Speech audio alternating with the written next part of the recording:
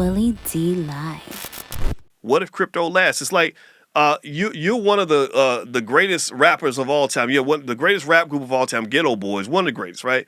And you were rapping at a time where people didn't know if hip hop was going to last, right? Remember people were like, oh, hip hop's a fad, it's going to go away, right?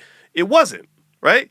But it could have gone away. It could have been a fad. You just don't know, right? So why do you invest? Well, you invest because you're like, well, this thing may not work out, but what if it does? And if it blows up, I don't want to miss it.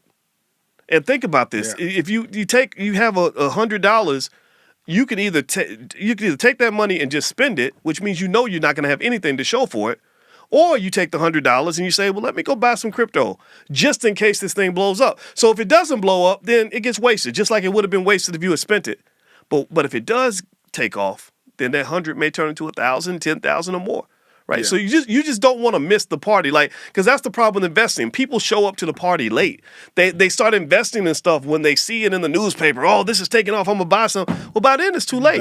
You buying, I'm selling. Exactly. At that point. Exactly. Warren Buffett, one of the best investors of all time, he said, basically with investing, you want to do the opposite of what everybody else is doing. Right. This is why investing isn't for the sheep, investing for the people that can think for themselves. Right. So he said, when other people are greedy, he said, you should be fearful when others are greedy and greedy when others are fearful. Exactly. And so when everybody else is running out the door trying to sell, that's when the smart investors are buying things up. Because they want to get it cheap. And then when it takes off and it's making money, then all the people are coming to buy it. They're like, okay, you can buy mine because I've already made my money. I'm going to get out now because the price is too high. So you got to think a step ahead of everybody else. You never buy umbrellas when it's raining because that's when the price of umbrellas goes up. You buy your umbrellas when it's sunny outside. Man, you know what, man? You're damn near an analogy king. Like expert, man. You got so many analogies, man. Like, did you train yourself to do this, man, or is this just something that comes natural? You know what it was? When I was teaching college students, I had to find different ways to help them understand complex ideas. And I was trained that you don't really understand an idea unless you can explain it to like a 5-year-old or a 6-year-old. And what I found about wealth and money and investing is that most of the concepts of investing are things that we've known our whole life.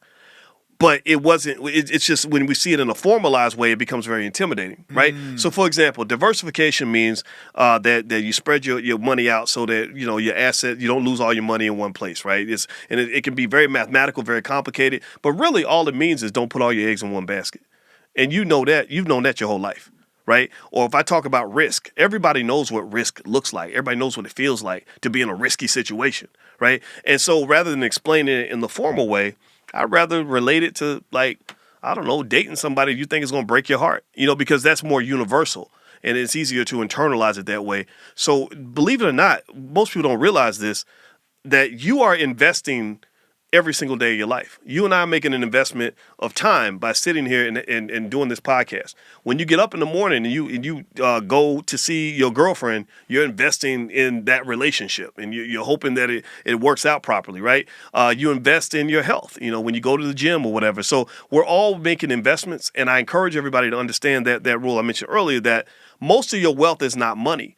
You have a lot of things in your life that money cannot buy, and you're always investing those things. You don't like time. They say time is money. Time is not money. Time is actually more valuable than money because I've lost money and I've lost time. I could get the money back. I couldn't get the time back.